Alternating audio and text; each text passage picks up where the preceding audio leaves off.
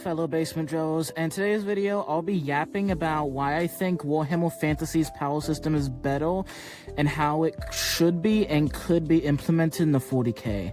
Okay, so 40k magic and 40k sorcery are different. Sorcery is you're essentially just taking like power from the chaos gods and various chaos entities and using that. Meanwhile, psychic powers is just, you know, I cast lightning. It's, you know, being able to read minds. Now, psychic powers are not the most versatile. It's pretty basic stuff like mind reading, you know, being able to sense people around you. If you're an astropath, you can, you know, guide ships through the warp. It's pretty basic stuff, but it is pretty cool. Sorcery is a lot more, you know, you can do a lot more stuff with it, but again, you can only use sorcery if you're, you know, chaos corrupted, and the more chaos corrupted you get, the stronger you get. Keep in mind that a psycho can become a sorcerer, but so can a normal person. But a normal person can't become a psychic. So psychic powers are fairly boring. Okay, I say boring even though, you know, you can casting a lightning strong enough to kill a space marine. That's not exactly boring, but it's still fairly basic and vanilla. Meanwhile, in Warhammer Fantasy, you have chaos magic. Chaos magic comes from, you know, the warp and, you know, the chaos gods, and it gets introduced into the physical world. Now, not long after it's introduced to the physical world, now, when it gets introduced to the physical world, it stops being purely chaotic and becomes dark magic. Dark magic, by itself, is not inherently chaotic, or it's not even inherently evil. It's just most likely that if you're using dark magic, you're probably a bit evil. Now, I want to clarify, this video was directly inspired by Pancreas No Works. He's an awesome YouTuber, and in fact, he's one of my inspirations for this channel, and in fact, a lot of my, like, style and even, like, the way I edit my videos is fairly inspired by Mr. Pancreas. Please go check him out. I'm assuming, given the fact that I'm a tadpole and he's a fucking megalodon, you've heard of him, but I just want to, like, shout him out and, like, be like, yeah, this video's fully inspired by, you know, his video on the subject, so please check him out if you want to know more. But pretty much, odds are a fucking vampire and, you know, some evil dude's more likely to use dark magic as opposed to, you know, a young wizard or, you know, someone like that. Now, not long after it turns into dark magic, also known as Dai, it separates into the 8 winds. The 8 winds are a lot less chaotic, although, again, they are still chaotic, and they have a lot less to do with the gods, and just, you know, that's a lot safer. Most wizards are, you know, born with an affinity like fire, like, you know, beast, like metal, all that stuff, but you can learn other types if I remember correctly. Now, there's also the winds of magic, meaning that some magics are stronger than others in certain areas. Like, for example, a metal wizard who's right on top of, you know, iron veins is going to be stronger than, you know, him when he's not surrounded by iron veins. He will also be stronger if there's an entire army of knights nearby. Meanwhile, a death wizard will be pretty weak in an area full of life, but will get stronger if there's massacres happening.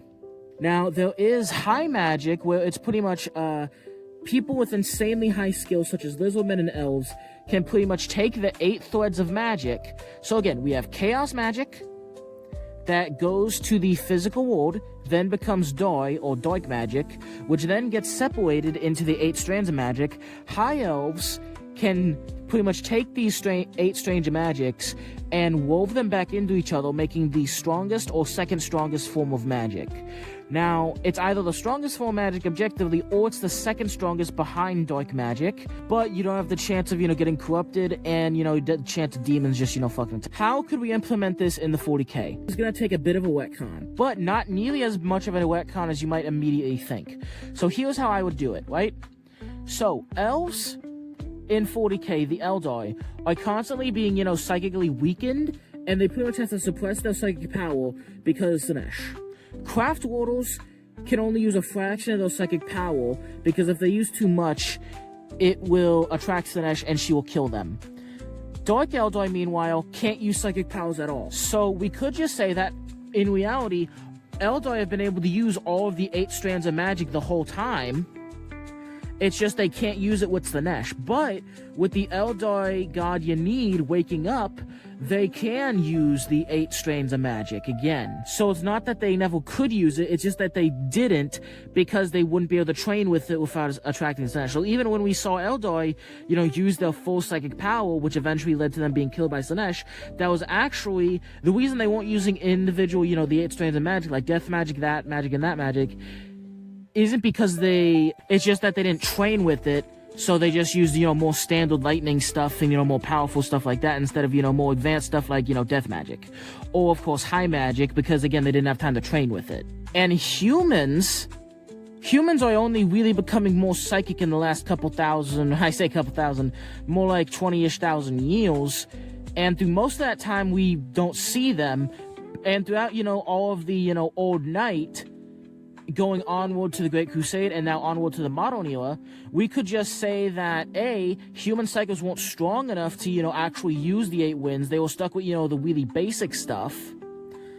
We could pretty much say that lightning, all that stuff, that's just super basic vanilla stuff, or that's a form of dark magic, and that dark magic, and it being dark magic would make sense given how easy it is for sorcerers to be corrupted.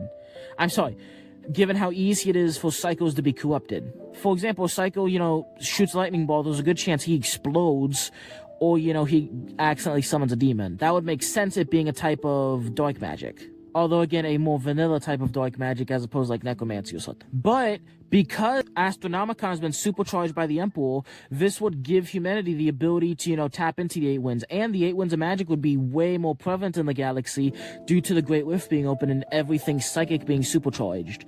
After all, if demons can be supercharged, and human psychos are already being supercharged, why not just tape on some random bullshit to make the galaxy more interesting?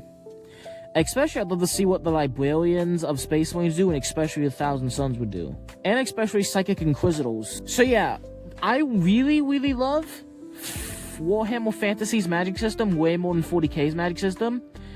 And I would absolutely love for it to be incorporated in the 40k in a manner like this.